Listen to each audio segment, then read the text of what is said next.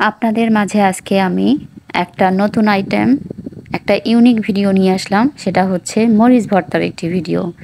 তো মরিচ ভর্তা তো অনেক কঠিন, সবাই তো আর পারে না। একমাত্র শুধু আমি পারি এমনটা ভাব নিয়ে আসি, বুঝছেন? তো আসলে তো সবাই পারে, আমি তো জানি। তো এরকম একটা ভাব নিয়ে আসছে যে মনে হচ্ছে যে কেউ পারে না, দুনিয়া আমি উদ্ধার করে ফেলছি। তো যাই হোক, আজকে আপনাদের সাথে আমি এই মরিচ ছানারই একটা ভিডিও শেয়ার করব। তো আসসালামু আলাইকুম সবাইকে। সবাই কেমন আছেন? আশা করছি যে যেখান থেকে আমার এই ভিডিওটি দেখছেন সকলেই অনেক ভালো আছেন এবং সুস্থ আছেন। আলহামদুলিল্লাহ, আমি অনেক ভালো আছি। সত্যি বলতে প্রতিদিন আমি অনেক ব্যস্ততার মধ্যে থাকি, অনেক ব্যস্ততম দিন যায় আমার।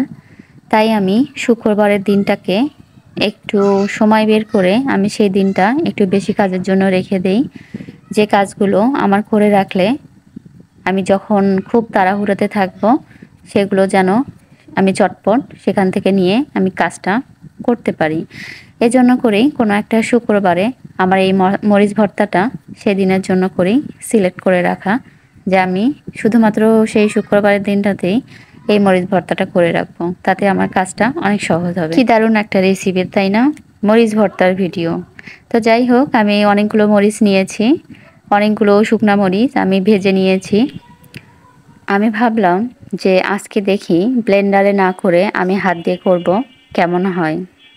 সত্যি বলতে এগুলো আমার এই জন্যই করা, এই দারুণ একটা রেসিপি আপনাদের সাথে শেয়ার করার উদ্দেশ্য হচ্ছে একটাই, যে আমি আমার কাজগুলো কেমন করে গুছিয়ে রাখি বা আমার কাজগুলো আমি কেমন করে সহজ করে রাখি। তো এগুলো ভর্তা করে আমি কেন রাখবো সেটাই এখন বলবো।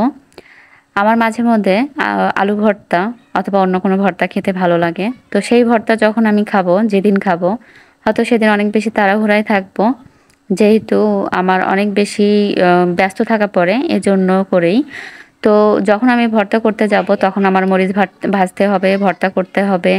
তো তার জন্য করে আমি একটা দিনেই এরকম বেশি করে মরিচ ভেজে ভর্তা করে রাখি একটা বাটিতে। এতে কিন্তু আমি সরিষার তেলও দিয়ে রাখবো। তাহলে কিন্তু এই মরিচ ভর্তাটা অনেক দিন যায়।